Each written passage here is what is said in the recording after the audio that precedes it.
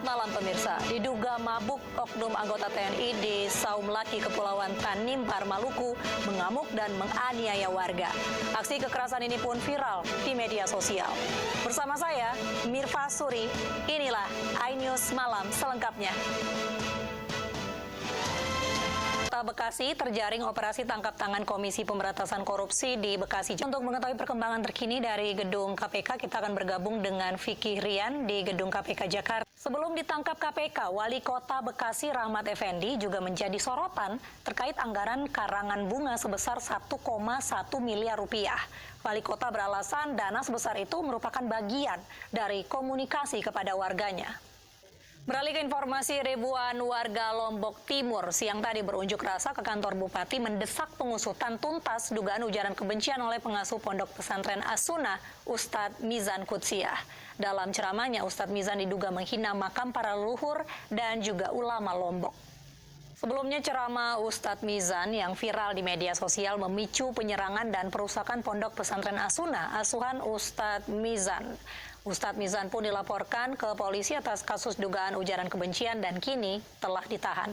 Pemirsa, ratusan pengemudi ojek online berunjuk rasa di kawasan Patung Kuda Jakarta protes penentuan. Tren memelihara spirit doll atau boneka arwah awalnya muncul di Thailand karena dianggap bisa membawa keberuntungan. Sementara di Amerika Serikat, boneka Annabelle sempat menyita perhatian publik hingga diangkat ke dalam film. Tanah menyerupai makam tiba-tiba muncul di jalur wisata Pasuruan, Jawa Timur. Oleh warga, keberadaan makam baru ini diunggah ke media sosial dan menjadi viral. Dua santri hanyut di Sungai Elo, Magelang, Jawa Tengah. Informasi selengkapnya, menerobos derasnya arus air, sejumlah pengendara roda 2 terjatuh saat melintasi banjir di Kabupaten Aceh Tamiang. Sementara itu 4 hari terendam banjir, warga Jambi mulai mendapatkan bantuan. Penghubung antar desa di Kecamatan Megosika, Nusa Tenggara Timur terputus akibat diterjang banjir. Warga terpaksa memikul motor.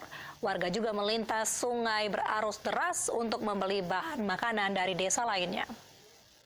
Aktivitas Gunung Semeru di Lumajang, Jawa Timur terus meningkat. Siang tadi, Gunung Semeru kembali memuntahkan awan panas dengan jarak luncur. Mari berbagi untuk masyarakat yang terdampak bencana erupsi Gunung Semeru melalui MNC Peduli dengan berdonasi pada rekening yang tertera di layar kaca atau scan barcode QRIS dengan aplikasi uang digital Anda. Beralih ke informasi, Polri menggelar vaksinasi merdeka untuk anak di seluruh sekolah di Indonesia, salah satunya di wilayah Jakarta Barat. Vaksinasi anak di Jakarta Barat menargetkan 171.000 siswa.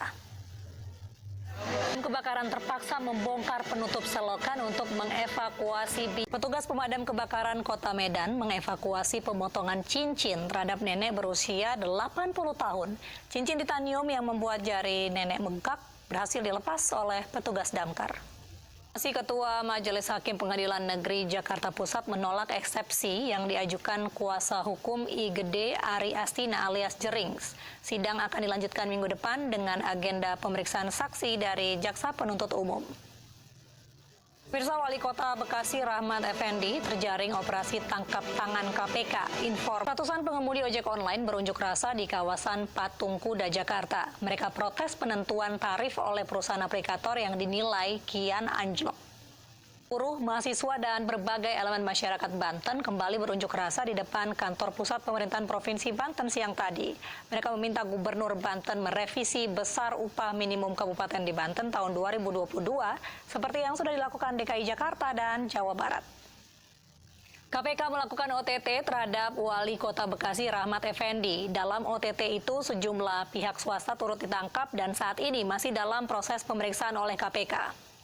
Partai Demokrat yang juga pegiat media sosial Ferdinand Hutahean menjadi sorotan setelah cuitannya tentang Tuhan dianggap membuat kegaduhan. Tagar "Tangkap Ferdinand" menggema di Twitter dan ada yang melaporkannya ke polisi.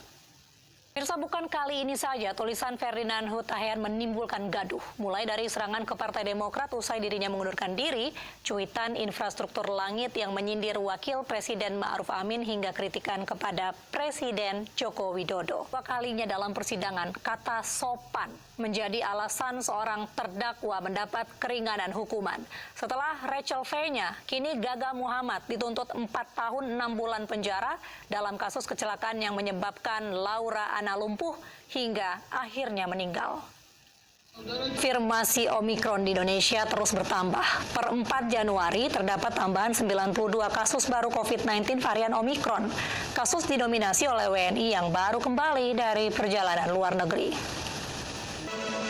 Performa gemilang LeBron James membawa Los Angeles Lakers membekuk pedagang menangis histeris saat bertemu Presiden Joko Widodo. Momen itu terjadi saat Jokowi mengunjungi pasar Purwoda di Grobogan, Jawa Tengah. Olahraga, pemirsa, permintaan Liverpool untuk menunda laga melawan Arsenal pada leg pertama semifinal Piala Liga Inggris resmi dikabulkan oleh EFL. Sebelumnya, The Reds menyampaikan permintaan ini akibat peningkatan kasus COVID-19 di antara pemain dan staf. Mengalahkan Sacramento Kings dalam lanjutan musim reguler NBA. LeBron James dan kawan-kawan menang dengan skor 122-114. Pada laga musim reguler NBA lainnya, New York Knicks tidak terbendung dalam menjamu Indiana Pacers. Knicks menang dengan skor akhir 104-94. Ya, informasi tadi sekaligus menutup iNews Malam. Saya, Mirva Suri, dan kerabat kerja yang bertugas undur diri.